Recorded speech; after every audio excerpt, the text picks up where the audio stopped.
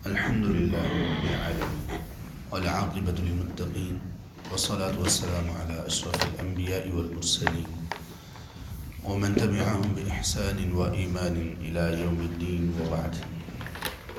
سورة البقرہ آیت نمبر 197 197. اعوذ باللہ من الشیطان الرجیم. الحج اشہر معلومات. حج وہ معلوم مہینوں کا نام ہے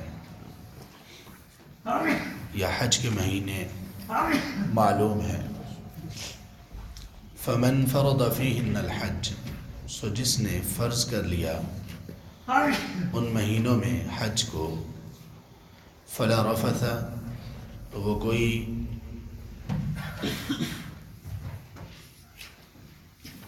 جماع، مباشرت یا کوئی بھی ایسی بات نہیں کرے گا. ولا فسوق، اور نہ ہی وہ اس میں کوئی نافرمانی کرے گا. ولا جدال فی الحج، اور نہ ہی وہ حج میں کوئی لڑائی جھگڑا کرے گا. وما تفعلوا من خیر یعلمہ اللہ، اور جو کچھ بھی تم خیر کا کام کرتے ہو اللہ اس کو جانتے ہیں. وتزودوا، اور تم زاد راہ لے کر چلو. فإن خیر الزاد التقوی، سو بلا شبہ سب سے بہترین زاد راہ تقوی ہے. واتقون یا اولی الالباب، سو مجھ سے ڈرتے رہو اے عقل مند لوگوں. اس آیت میں حج کے متعلق، حج کے مہینے اور حج کے لیے جو شخص نکلنا چاہتا ہے وہ کب احرام کرے، اس کے متعلق بیان ہے.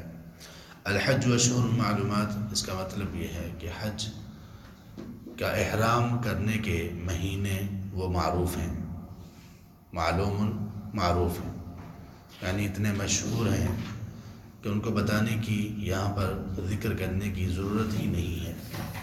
اللہ تعالیٰ نے ابراہیم علیہ السلام پر حج کو فرض کیا اور ان کو حکم دیا کہ لوگوں میں حج کا اعلان کر دیجیے.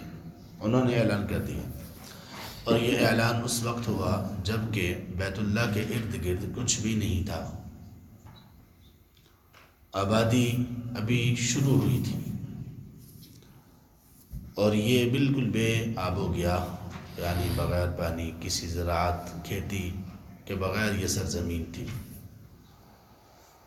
تو انسان اگر سوچے تو حیرت ہوتی ہے کہ جب اللہ نے یہ حکم دیا کہ وَأَذِّن فِي النَّاسِ بِالْحَجِّ، حج کا لوگوں میں اعلان کیجیے، تو لوگ تو وہاں نظر نہیں آتے، تو اعلان کہاں کریں گے.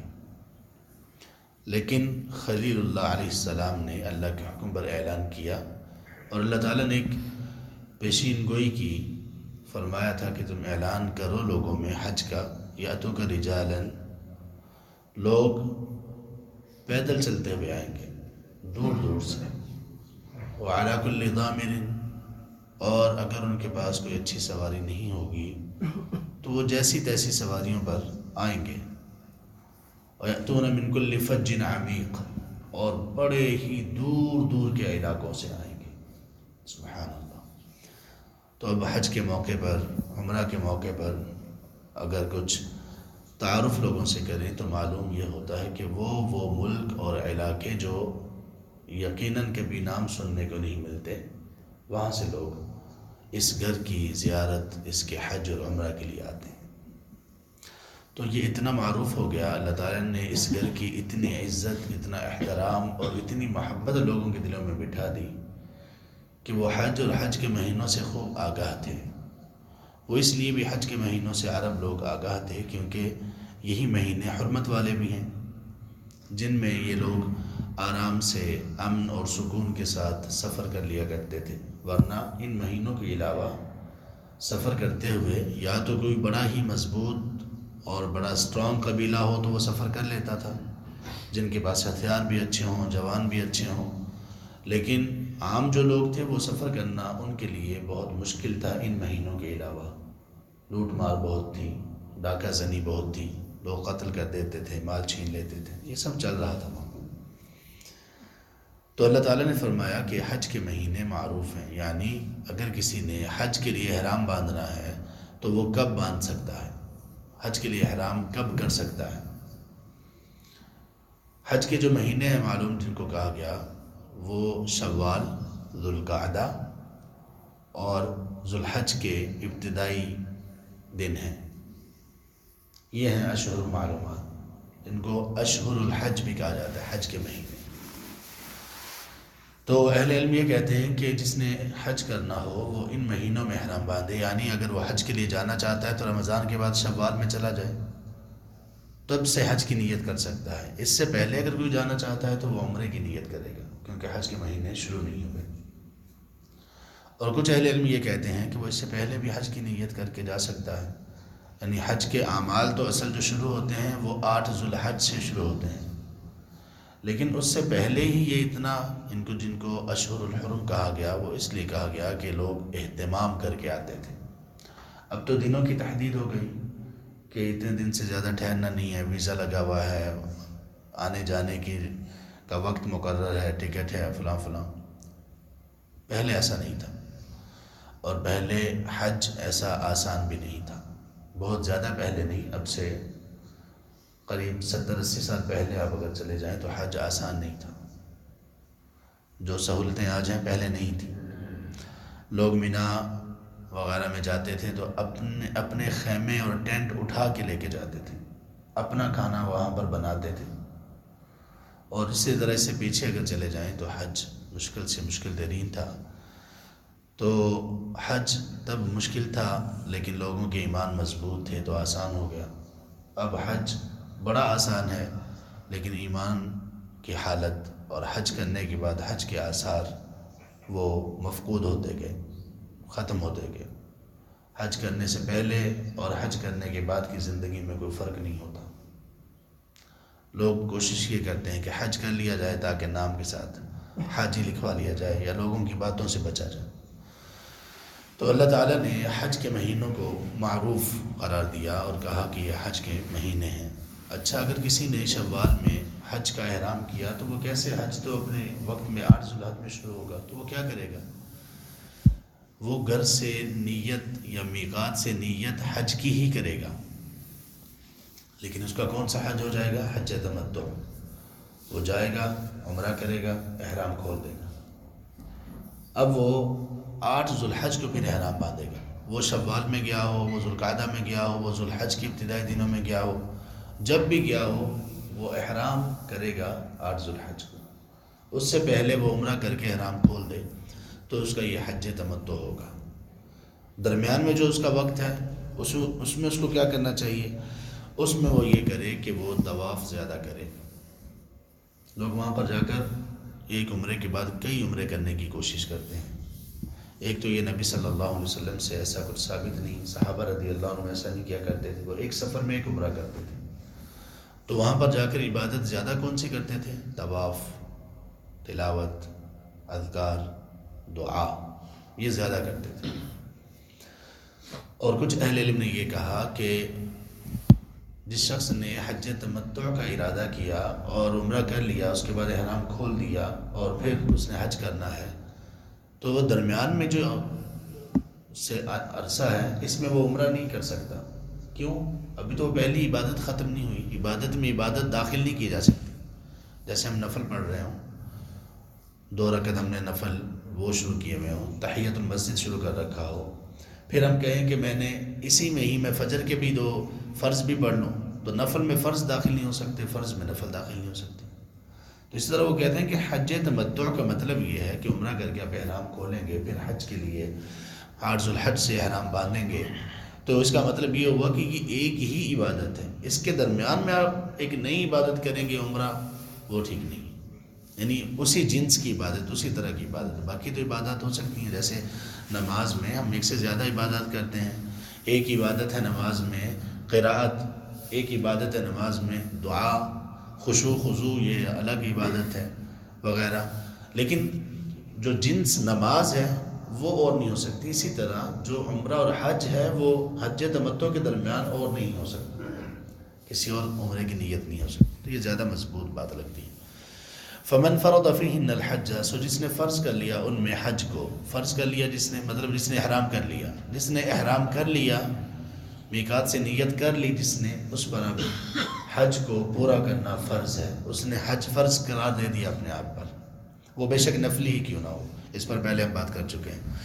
فلا رفث، اب جب حج کا احرام کر لیا، حج کی حالت میں آ گیا، احرام میں آ گیا، تو اللہ تعالیٰ نے یہاں پر 3 چیزوں سے خاص طور پر منع کیا ہے، اور ان 3 چیزوں میں ہر طرح کی نافرمانی آ جاتی ہے، اور جو شخص ان 3 چیزوں سے بچ گیا اس کا حج حج مبرور ہے، حج مبرور۔ نبی صلی اللہ علیہ وسلم نے فرمایا حج مبرور کا بدلہ اللہ کے ہاں صرف اور صرف جنت ہے،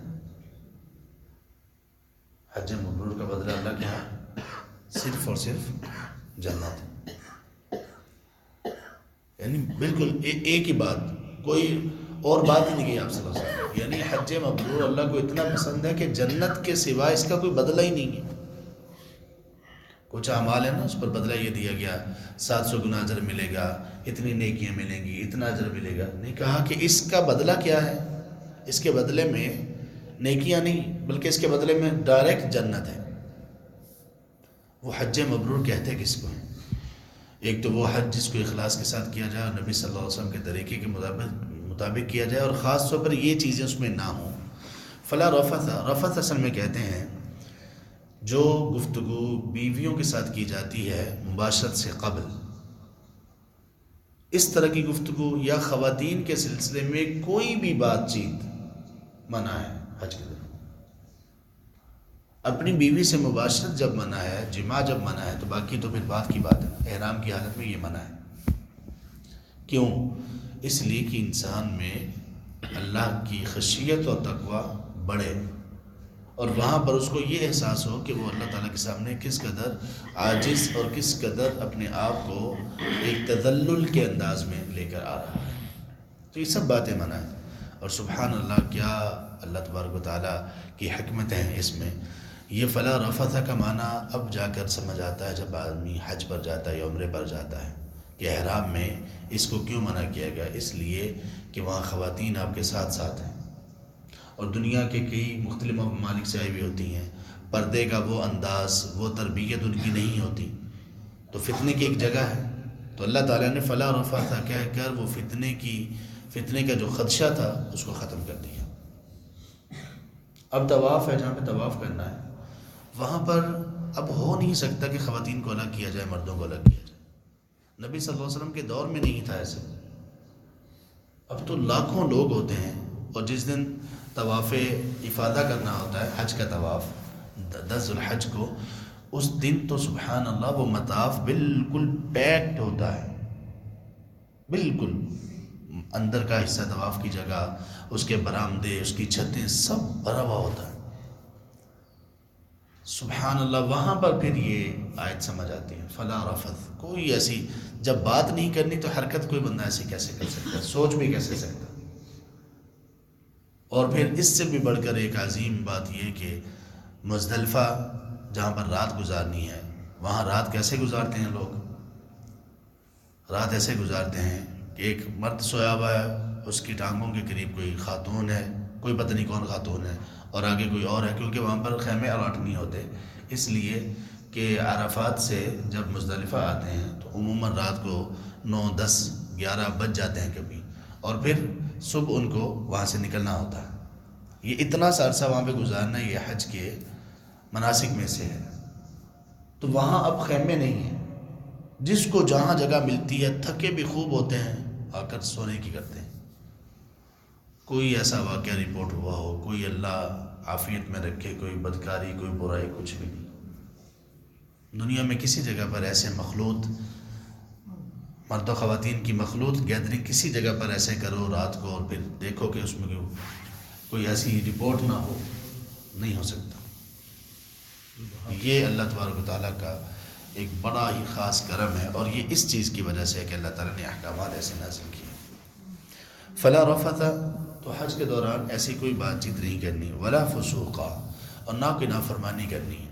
فسوق میں ہر طرح کا گناہ آ جاتا ہے، احرام کی جو پابندیاں ہیں ان کو وائلیٹ نہیں کرنا، ان کی مخالفت نہیں کرنی، باقی بھی ہر طرح کا گناہ، اللہ عافیت میں رکھے، لوگ اس کے باوجود وہاں پر احرام کی حالت میں عجیب و غریب کام کر رہے ہوتے ہیں، میوزک سن رہے ہوتے ہیں، سگریٹ پی رہے ہوتے ہیں، نسوار کر رہے ہوتے ہیں، اور اسی طرح سے ہوٹلز میں ٹی وی وغیرہ لگے ہوئے ہوتے ہیں، تو وہاں پر جا کر بھی وہ انٹرٹینمنٹ کو چھوڑتے نہیں ہیں، جبکہ حج نام ہی ہے کہ انٹرٹینمنٹ کو چھوڑو، ذرا اللہ کی طرف لو لگاؤ۔ ولا جدال فی الحج، اور نہ ہی لڑائی جھگڑا ہے حج میں۔ جدال یہ بھی آدمی کو ویسے اگر یہاں پر سوچے کہ جب یہ فسوق کا لفظ کہہ دیا گیا، اس میں ہر نافرمانی آ جاتی ہے، تو جدال کا لفظ الگ سے کیوں کہا گیا؟ واللہ اس کی سمجھ بھی بندے کو عمرہ یا حج پر جا کے آتی ہے کہ وہاں قدم قدم پر ایسے مواقع بنتے ہیں کہ بندے کا دل چاہتا ہے کہ لڑائی کرے، اس لیے کہ دوسرے کبھی غلطیاں کرتے ہیں اور بڑی عجیب و غریب غلطیاں کرتے ہیں۔ کبھی بندہ شرطوں کے ساتھ، جو سپاہی ہیں ان کے ساتھ جھگڑا کر رہا ہوتا ہے، وہ کبھی زیادتی کرتے ہیں، بندے کو لگتا ہے۔ حج کے موقع پر بھی ایسے ہی ہے، کبھی راستہ دینے پر، کبھی آنے جانے پر، کبھی کچھ کبھی کوئی کسی کی جگہ پر بیٹھ گیا، تو بار بار یہ بندے کا دل چاہتا ہے کہ بس اور کچھ نہ صحیح ذرا سناؤ تو صحیح نا۔ اللہ نے کہا ولا جدال، جدال نہیں، حج میں جدال نہیں۔ جدال کا ایک مطلب ہے لڑائی جھگڑا ہاتھوں کے ساتھ، ایک مطلب ہے کہ تو تکرار ایسی جس میں آدمی غضب اور غصے طیش میں آ جائے، یہ نہیں کرنا۔ اور اللہ معاف فرمائے، اس معاملے میں سب سے زیادہ لڑائی اور جھگڑا کرنے والے کون سے لوگ ہیں؟ ہمارے مذہبی لوگ ہمارے دیندار لوگ۔ جھگڑا کس بات پر ہو رہا ہوتا ہے؟ مینا میں جا کے نمازیں پوری پڑھنی ہے یا آدھی پڑھنی ہے، اور اس پہ میدان جنگ بنا لیتے ہیں۔ تم نے آدھی پڑھنی ہے، تمہاری نماز ہی نہیں ہے، تم نے پوری پڑھنی ہے، تم خلاف سنت جا رہے ہیں۔ بحثیں پھر ہوتی ہیں اور سارا حج کا ثواب وہ اپنا ضائع کر کے رکھ دیتے ہیں۔ اللہ کہتے ہیں ولا جدال فی الحج، ایسے نہیں کرنا۔ میں ایک شیخ ہیں، امام کعبہ ہے، ان کے ساتھ مترجم کے طور پر تھا پچھلے سال، 2 سال پہلے بلکہ۔ تو انہوں نے، کسی نے سوال کیا ان سے، ہندوستان کے کچھ لوگ تھے اور افغانستان کے تھے جو اردو سمجھنے والے تھے، ان میں سے کسی نے سوال کیا کہ آپ نے یہ کہا ہے کہ ہم مینا میں جا کر نمازوں کو قصر کریں گے، جبکہ ہمیں یہ بتایا گیا ہے کہ نمازیں وہاں پر قصر بالکل نہیں کرنی، جو آپ کو ایسا کہے گا تو وہ بالکل آپ نے اس کی بات نہیں ماننی، کیونکہ اس معاملے میں بہت سختی سے لوگوں کو جو دوسرے حضرات ہیں وہ روکتے ہیں۔ تو انہوں نے کیا جواب دیا؟ انہوں نے کہا کہ دیکھیے، آپ کے مفتی صاحبان اور ان کا فتویٰ سر آنکھوں پر، جیسا انہوں نے آپ کو گائیڈ کیا ہے، اگر آپ کو اسی طرح سے سمجھ آئی ہے دلیل کے مطابق تو آپ اس طرح سے کر لیجئے۔ ہمیں کتاب و سنت کے مطابق یہی بات سمجھ آئی ہے کہ وہاں پر جا کر نمازوں کو قصر کرنا چاہیے، لیکن اللہ کے لیے یہ بات اختلافی ہے نا، کچھ علماء کا یہ قول ہے، کچھ کا یہ قول ہے۔ ہمیں یہ راجح لگتا ہے کہ وہاں پر جا کے نمازیں قصر کرنی چاہیے، ہمیں یہ مضبوط قول لگتا ہے، کچھ علماء کا دوسرا قول ہے۔ یہ اختلافی بات ہو گئی نا، لیکن یہ اتفاقی بات ہے کہ ولا جدال فی الحج، حج میں آپ نے جدال نہیں کرنا، لڑائی جھگڑا نہیں کرنا۔ تو ان شیخ نے یہ کہا کہ اللہ کے لیے جو آپ کو دلیل کے مطابق سمجھ آتی ہے آپ وہ کیجیے، لیکن لڑائی اور جھگڑا نہ کیجیے۔ اور میں نے یہ دیکھا اپنی آنکھوں سے کہ اس بات کا اثر کیا ہوا، وہ لوگ آپس میں یہ چیمگوئیاں کر رہے تھے، آپس میں یہ باتیں کر رہے تھے کہ یار وہاں پر تو انہوں نے کہا تھا کہ وہ ایسے اور ایسے اور ایسے ہیں، اور یہاں پر ان کا انداز دیکھو اور ان کا انداز دیکھو۔ وہ کہہ رہے تھے جو آپ کو یہ کہے گا بس بات ختم، ایسی کی تیسی، آپ نے کسی کی بات نہیں سننی، اور یہاں پر بالکل بات ہی مختلف ہے۔ تو لوگوں کو سمجھانے کے انداز میں بھی یہی طریقہ اپنانا چاہیے۔ یہ نبی صلی اللہ علیہ وسلم سے لے کر آج تک اہل علم کا طریقہ یہی ہے کہ ان کو اچھے اور بہترین انداز میں سمجھایا جائے۔ اور حج کے موقع پر کبھی کوئی چیز تقسیم ہو رہی ہوتی ہے، اس پر لڑائی اور جھگڑا، کبھی کچھ جگہ پر روکا جا رہا ہوتا ہے، اس پر لڑائی اور جھگڑا، راستہ کبھی کوئی بند ہوتا ہے، مسجد حرام کا کسی جگہ کا یہاں نہیں جانا وہاں جانا، اس پر جھگڑا، بہت جھگڑے کرتے ہیں لوگ، اور کہتے ہیں کہ آدمی کی حج کی اصل پریکٹس وہی شروع ہو جاتی ہے جب ایسا کوئی موقع پیدا ہوتا ہے کہ کتنا اس نے حج سے کتنا سیکھا۔ اللہ تبارک تعالی ہمیں خیر کی توفیق نصیب فرمائے، اور اللہ تبارک تعالی ہمیں ہر معاملے میں رفق اپنے دل میں پیدا کرنے کی اور سنت کے مطابق زندگی گزارنے کی توفیق دیں۔ آخر دعوانا الحمدللہ رب العالمین۔